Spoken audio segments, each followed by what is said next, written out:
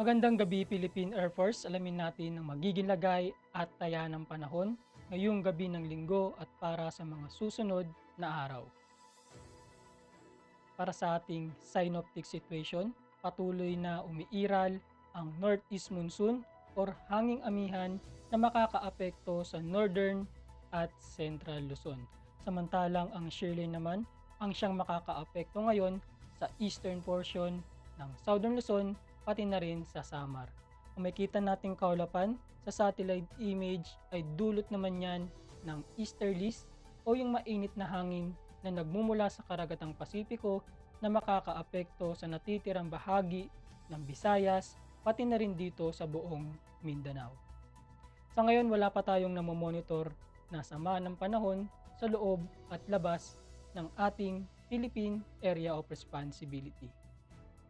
Dahil dito, asahan bukas sa eastern portion ng Southern Luzon at Visayas ang maulap na kalangitan na may kalat-kalat na pag-ulan, pagkidlat at pagkulog, dulot yan ng shearline at easterlies.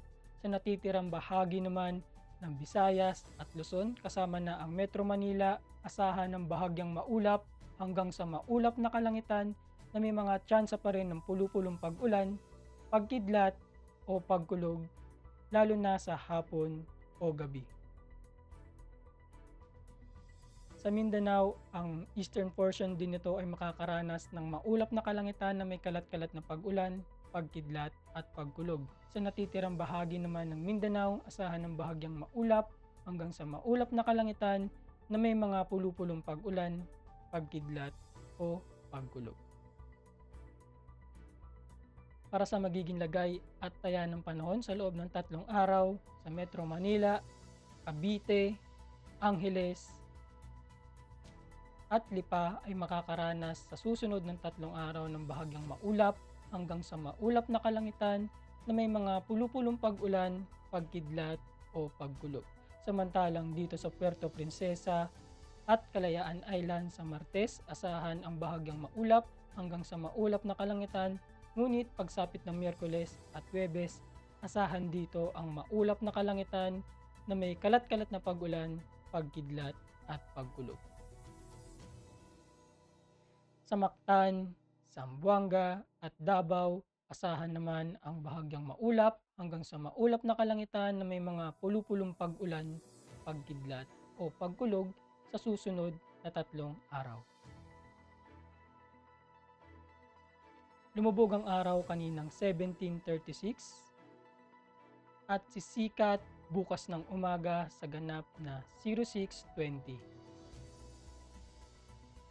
Meron tayong 58% moon illumination. Para manatiling updated sa lagay at taya ng panahon, ipalo lamang ang Air Force Weather Center sa aming mga official social media accounts. Yun lamang po ang lagay ng panahon ngayong gabi sa ngalan ng aming commanding officer na si Colonel Alvin Jan Cugador, PAP GSC.